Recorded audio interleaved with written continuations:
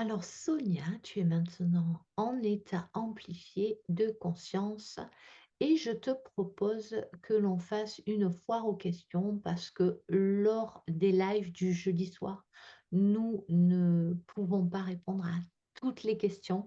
En une heure, vous êtes nombreux à nous poser énormément de questions. Nos abonnés sont nombreux à nous poser énormément de questions. Donc Sonia, je te propose que on aille répondre à certaines d'entre elles. Je les ai relevées ici. Alors, est-ce que tu es prête pour la première question?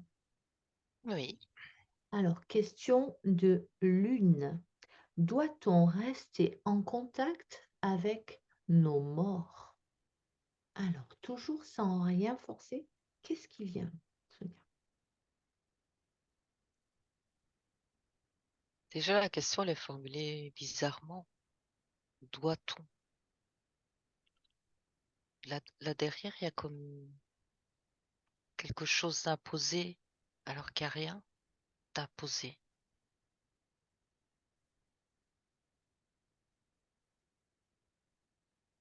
Tu veux dire qu'il n'y a pas d'impératif à rester en contact avec nos morts? Non. C'est d'ailleurs pas le souhait de tout le monde. Déjà, je perçois des gens qui n'ont même pas conscience que nos morts, entre guillemets, continuent à vivre sur un autre plan. Ils sont pas ouverts. Pour eux, c'est pas réel. Qui n'empêche pas qu'ils puissent rester en contact, mais d'une autre façon. En allant au cimetière, en faisant brûler une bougie avec une photo, heu, Mhm, il y a plein de gens qui ne croient pas à la survivance de l'âme, mais qui pour autant restent en contact avec leur mort.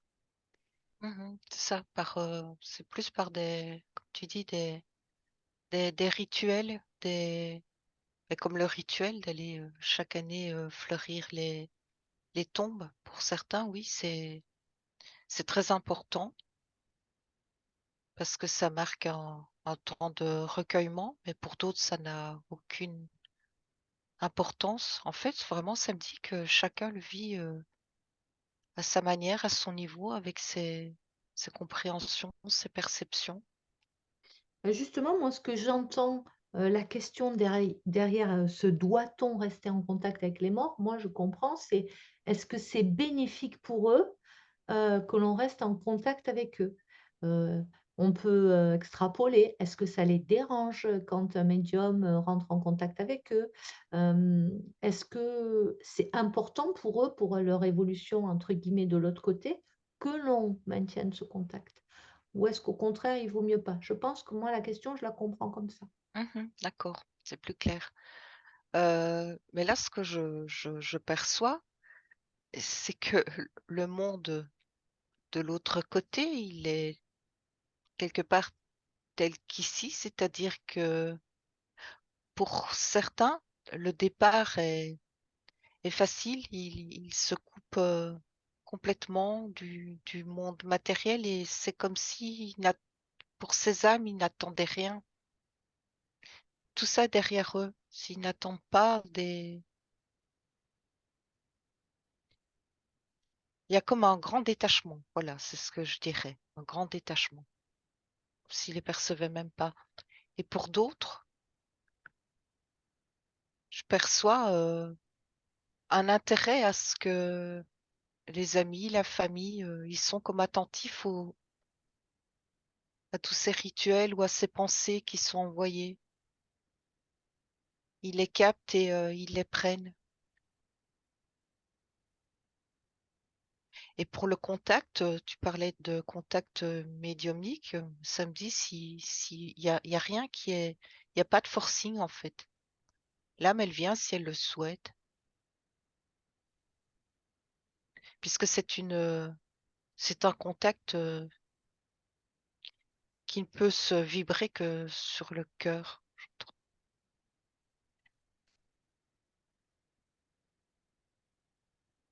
Donc clairement, il n'y Ils a le pas de règle sentent. il n'y a pas de règle finalement? Aucune. Il y a certaines âmes, qui sont passées de l'autre côté et heu, qui souhaiteraient des contacts et d'autres pas du tout. C'est ce que tu dis. Est-ce que ça dépend de la manière dont ils sont partis? Est-ce que ça dépend de leur, entre guillemets, «leur caractère», de leur tempérament? Ou est-ce que ça dépend encore d'autre chose? Il y a oui, il y a le facteur, ce qui vient le plus important, c'est l'attachement qu'on a encore avec, la terre et les avec son histoire, avec les gens qu'on laisse derrière soi, qui me donne l'impression, tu vois, cette âme, elle est beaucoup plus proche, du plan terrestre. Il reste quelque chose, il se retourne souvent, tout en avançant, mais il se retourne. Le lien, il y a comme toujours un lien qui est là et ils le sentent. Ils sentent les pensées, elles sont attrapées, elles sont perçues. Donc finalement, pour répondre à la question: «Doit-on rester en contact avec nos morts?» Ben, on se connecte à notre cœur et on voit ce qu'il convient de faire. Si on a envie de rester en contact, si on en ressent le besoin, on peut le faire et en étant à l'écoute de la vibration en retour, on saura bien si c'est un besoin qui est partagé. On Voilà, peut le c'est faire. ça. C'est comme, voilà, c'est vraiment ça, c'est le lien du cœur, il est indestructible, il est là. Il est dans notre mémoire, il est dans nos cellules, vraiment, c'est quelque chose de profond. Mmh. Mais ça me montre que pour certaines personnes, le besoin de ritualiser le contact, de mettre une petite bougie, ça ancre une énergie, particulière, mais c'est propre à chacun. Certains n'en ont pas du tout besoin et d'autres, ont besoin de s'appuyer sur ça, ça leur fait du bien ou de garder. Je vois une photo, Mmh. passer régulièrement devant la photo, de mettre une bougie devant la photo, mais c'est selon, ce qui nous appelle. Très bien. Mais en tout cas, de l'autre côté, ce n'est pas, une nécessité de passer par tout ça parce que l'énergie, elle passe, malgré tout. Elle passe, elle est reçue. Merci beaucoup Sonia et merci à Lune pour ta question. Question suivante, question de Gandalf. Est-ce que les sirènes existent? Qu'est-ce qui vient, Sonia? Alors, j'ai 2 choses qui viennent. J'ai tout le côté, mythologique, histoire, je sens qu'il y a beaucoup de choses, il y a beaucoup de détails, brodés, enfin, il y a tout ce pan mythologique et en même temps, je vois cette énergie vivre sur, d'autres plans et ça, je sens ça beaucoup plus, lointain. Mais c'est comme si l'image, de ces sirènes, elle était, pour l'humain beaucoup plus focalisée sur, la mythologie, sur, des histoires qui ont été, racontées et rapportées. Parce qu'il y a quelque chose de mystique que c'est ce qui vient de dans le collectif, humain. Oui, ça d'accord. Alors du coup, est-ce qu'elles existent? Est-ce qu'elles Donc existent dans notre réalité, dans la troisième dimension déjà? Ou est-ce qu'elles n'existent que sous forme de mythologie? Ou est-ce qu'elles existent physiquement? Est-ce que je peux, me baigner et tomber sur une sirène? alors moi ça résonne pas. C'est ça comme si elle vivait mais sur un autre plan. Donc un elle plan n'existe proche, mais pas, je la vois pas dans la 3D. d'accord. Donc sur quel plan tu les vois? Les plans juste au-dessus, quatre Quatrième, cinq. Oui, quatrième et cinquième. oui, mais ce qui me ça me dit aussi que ça peut c'est pour ça que ça peut être, perçu par, elles peuvent être perçues par Et des oui. des humains. Et c'est de là qu'est née certainement la les que sont nées les légendes et la mythologie, enfin j'imagine? Oui, parce que de toute façon, il y a toujours une base de vérité, il y a toujours quelque Bah, chose à l'origine. Mais il y a comme toute une histoire, beaucoup de d'histoires brodées tout autour, mmh. comme si on avait voulu en rajouter sur, Ah ben oui, hein, ça l'humain on est fort pour ça, pour broder autour de un jour il y a quelqu'un qui a vu sur un autre plan une sirène et puis voilà, on en est là aujourd'hui. oui, tu vois, je sais pas pourquoi, je sais pas, hein, parce que je connais pas du tout l'histoire, mais comme s'il y avait eu des histoires d'attaques d'humains par des sirènes ou, Ah, heu, des histoires qui ont été véhiculées, mais qui, ne sont que de l'illusion,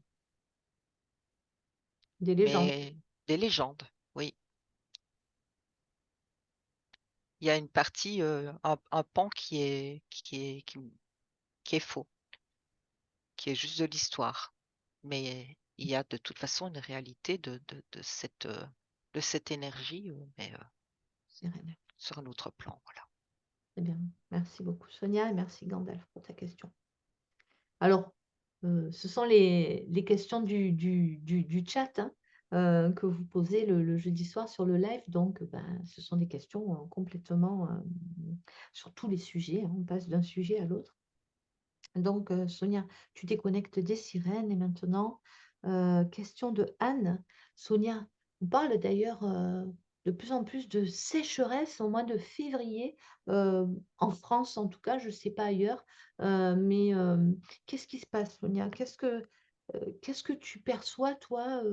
Va chercher en haut lieu, de l'information. Qu'en est-il de nos ressources heu, en eau déjà de consommation, courante, d'arrosage pour notre agriculture, par exemple, et ensuite en eau potable. Qu'est-ce que tu perçois comme information pour maintenant et puis pour le futur?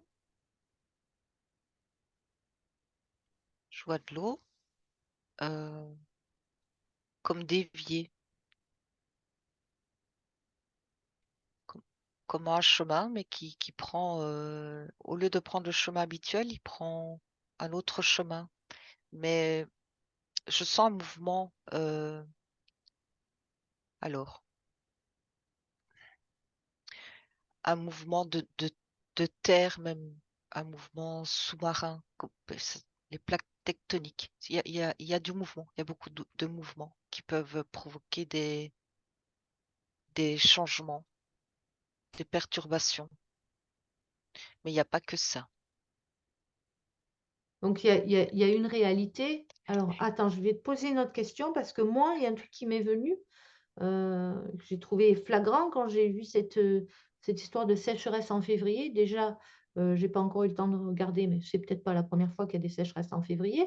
Mais donc on nous demande de nous restreindre en eau, on nous demande de nous restreindre en électricité, heu, presque en nourriture par la force des choses parce que ça devient extrêmement cher, en essence, en Mmh. les ressources. Donc, est-ce que c'est pas une restriction de plus? Est-ce que c'est pas encore une peur en plus qu'on doit avoir peur maintenant de manquer d'eau en plus? Ou est-ce qu'il y a vraiment une réalité, physique, biologique? Est-ce que c'est un mélange des 2?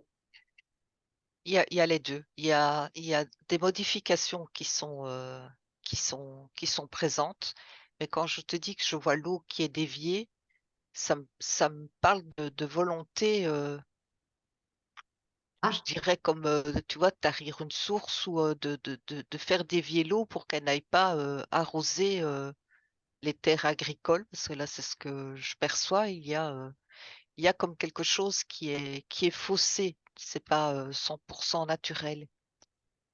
Mais, quand tu m'as dit, est-ce une peur de plus et là, j'ai vu, comme une chaîne, tu vois? Oui, on ce sont des peurs qui s'enchaînent et qui touchent vraiment à, mais à la survie parce qu'en plus l'eau, c'est, sans eau, il y a pas de vie donc on joue, hein, sur les peurs. Ah bah, Mais l'eau, elle est déviée, mais elle est là. Le de l'eau, c'est tu vois, moi, je ressens pas ce manque d'eau. C'est comme si, l'eau est là, mais elle est déviée et il y a une manipulation sur l'eau. tu sais à quoi ça m'a fait penser? Juste quand tu as commencé à parler de l'eau, pour ceux qui connaissent le dessin animé Kirikou, dans le premier volet, à un moment, il y a une bestiole qui je me rappelle plus ce que c'est, qui rentre dans la fontaine, une grenouille, quelque chose comme ça, et qui branche sa bouche à l'eau. Et donc de l'extérieur, ben, les villageois n'ont plus d'eau qui coule à la source. Mais en Mmh. fait, l'eau, elle est là. C'est juste qu'elle est en train de remplir le corps de la grenouille jusqu'à en éclater, mais l'eau est bien là. Ah bah, c'est cette image-là qui me vient quand tu parles de ça. Elle est là, mais elle est déviée, en fait. Oui, oui. Mais il y a vraiment une volonté de nuire, mais moi, je vois les terres, hein, les terres agricoles, tu vois des légumes qui se dessèchent, des céréales, ça amène la grogne, j'entends, des agriculteurs. Et tu sais qu'il y a 2 jours, en fermant les yeux, j'ai eu l'image des terres, craquelées, tu sais, comme on peut voir dans le désert, là, ces images de terres, craquelées, desséchées. Et hier, dans une page d'information, je crois, j'ai vu la même image de cette terre craquelée là. Ils font bien des gros plans de terre craquelée, C'est ça, ça rend la terre, enfin, c'est l'intention, pas faire attention à ce qu'on dit, hein. C'est l'intention de rendre les terres, stériles mmh. et d'être, du coup, beh, sous la coupe, totale, des gens qui nous gouvernent, qui nous diront, où s'approvisionner, beh, c'est rendre encore, la population plus vulnérable.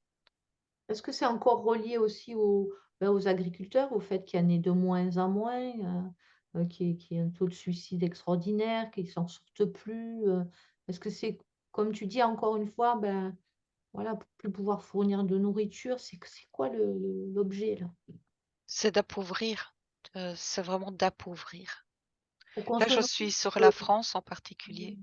Pour qu'on se nourrisse au final plus que de choses industrielles, synthétiques même. Mais quand tu rends, l'individu vulnérable, tu peux lui faire n'importe quoi. Il accepte tout, puisque si on lui dit, «Nous, on va te trouver la solution pour que tu ne manques de rien», mais tu vois mais, les conditions. Mmh. C'est, oui, c'est une manière de rendre, les individus, vulnérables et dans la peur, tu es manipulable. C'est toujours, le même fonctionnement, mais c'est tellement gros. Mais je sens la grogne, hein, vraiment, hein. Alors on va s'arrêter là pour l'instant parce que Ouais, j'aimerais aller explorer plus loin pour l'eau, parce qu'il me vient, des idées, mais je pense qu'on fera une enquête à part. Là, on va rester sur la FAQ si tu veux bien. oui, Alors je le note ça, pour pouvoir aller voir parce que ça c'est important cette histoire, d'eau. On va peut-être pas pouvoir passer toutes les questions, mais en tout cas, on va voir ce qui se passe. Alors merci Anne, si tu nous écoutes pour ta question. Question de Marjorie. Sonia, tu déconnectes complètement de l'eau, de l'énergie de l'eau, de la sécheresse. Heu, voilà. La planète Pluton va entrer dans le signe du Verseau le 23 mars. La dernière fois que cela s'est produit, la révolution, il y a eu la Révolution française. Alors, je ne le déclame pas comme étant une vérité, hein. C'est Marjorie qui dit ça, hein. C'est peut-être vrai, je n'en sais rien, je ne suis pas astrologue. D'ailleurs, je connais pas l'astrologie, mais voilà. Hem, il paraîtrait que la dernière fois que ça s'est produit, donc la planète Pluton qui entre dans le signe du Verseau, il y a eu la Révolution française. Est-ce que tu vois quelque chose, toi? Alors, tu avais déjà perçu, hein, pour le mois de mars, hein, ça y est, dans une ou 2 vidéos, qu'il allait se passer des choses. Donc 23 mars, Pluton en Verseau, est-ce que tu sens qu'il va se passer des choses importantes? Alors moi, c'est un ressenti que j'ai, comme des énergies, par à-coups, heu, une énergie, forte d'un coup et puis ça s'apaise et puis hop, de nouveau quelque chose qui vient, qui comme des impacts. C'est cette énergie-là que je sens et quand ça impacte, ça peut être violent et ça peut être, comme faire du bruit. Est-ce que tu peux être plus concrète? Oui. Impact, énergie, violence, bruit, de quoi on parle? Alors ça me montre, d'actes qui peut, heu, avoir lieu, d'événements qui peuvent avoir lieu donc dans la rue, dans alors je veux pas me disperser, je vois d'abord dans la rue là, ça peut être des comme des mini rébellions où, je sens comme une montée, de violence ou de cris ou enfin on se fait entendre, mais c'est très puissant, très fort, mais ça a un impact. Ça ne dure pas et toujours dans cette, vision-là, je vois, ça peut être des choses qui remontent aussi, alors ça me dit comme un pavé dans la mare, une information qui sort et qui, déstabilise, ceux qui l'entendent. Plusieurs impacts consécutifs, finalement. Des impacts, oui, c'est sous cette, forme-là que je le perçois. Comme des Est-ce impacts et des mises en lumière, mais très puissantes. est-ce que c'est des impacts qui s'agglutinent, qui font boule de neige et qui, au final, font un très gros impact ou c'est seulement une suite de petits impacts? Bon, plus ou moins petits, plus ou moins gros. Non, parce que c'est vraiment comme le caillou qu'on jette dans l'eau et qui irradie tout autour, L'onde de ses choc. rayons. Ça touche d'autres sphères et ça crée des corrélations, même des compréhensions. Ça rattache des événements. Oui, ça amène en tout cas, une certaine compréhension. Donc ça a un impact, oui. Pas que sur le moment, mais ça montre un chemin. Alors tu vois, là, c'est comme, les cailloux du Petit Poucet, hein, tu avances de plus en plus vers là où tu veux aller, mais à chaque fois, il y a quelque chose de supplémentaire qui arrive, qui se rajoute et qui amène, j'entends des compréhensions. Alors par contre, là, ce que je vois, c'est comme si, à travers, là, je vois la carte mondiale et il va y avoir comme des soutiens. Je vois, des comme des pays qui se donnent la main, qui s'entraident, mais dans un but de révélation de vérité. Comme si chaque pays avait, de son côté, peut-être fait des recherches ou, avait des éléments et cette fois, on se rassemble et on les met ensemble.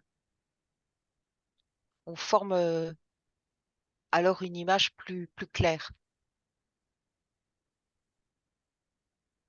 pour faire avancer. OK, waouh!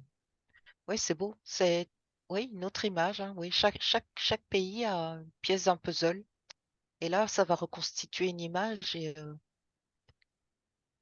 l'image, j'ai un point d'interrogation, je sais pas l'image. Ah, c'est dommage, on aurait bien aimé voir l'image du puzzle. Oui, Magnifique, mais c'est en chemin, oui. super. Merci beaucoup. Merci beaucoup Sonia, tu peux te déconnecter de la question de Marjorie. Alors, question de Lily. Lily, je ne sais pas si tu as vu ça, Sonia, ou pas, mais bon, peu importe, c'est une information, hein. La NASA Mmh. a émis une photo, l'image du jour, celle d'un certain Julien Louten, qui est français d'ailleurs, enfin qui est dans le sud de la France, je veux dire. Heu Comme étant une photo, d'image boréale au-dessus d'un château, je ne sais plus lequel. Du coup, j'ai eu la curiosité d'aller voir, sur internet. Très belle photo. Alors, Lily nous demande si c'était vraiment une aurore boréale. Alors je ne sais pas si tu as eu accès à cette information, mais Non, peu je connais importe. pas. Bon voilà, on va voir un niveau subtil. La photo de l'aurore boréale au-dessus du château prise par Julien, qui a été élue image du jour par la NASA, il y a quelques jours. Est-ce que c'était vraiment une aurore boréale?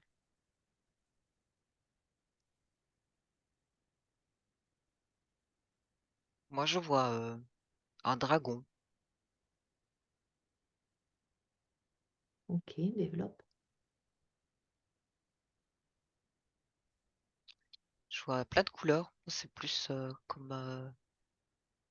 comme si par ouais, une forme de dragon, par son mouvement, il y a toutes des couleurs comme les couleurs de l'arc-en-ciel et ça fait comme des ellipses, des ondes.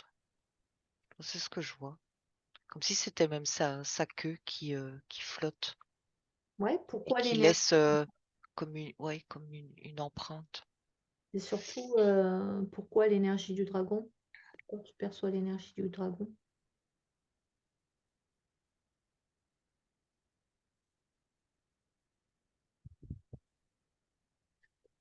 C'est une énergie qui sort d'une faille, qui se libère.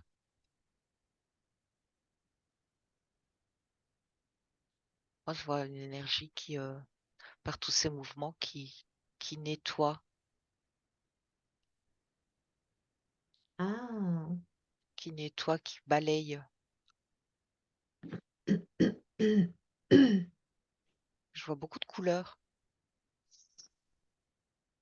et il laisse comme des traînées de couleurs derrière, dans son passage. Tu vois au niveau énergétique. Oui, OK. Donc c'est, d'après ce que tu perçois, ce serait pas une aurore boréale, mais une énergie qui est là pour, énergie du dragon pour nettoyer, c'est ça? c'est ce que je vois, oui. OK.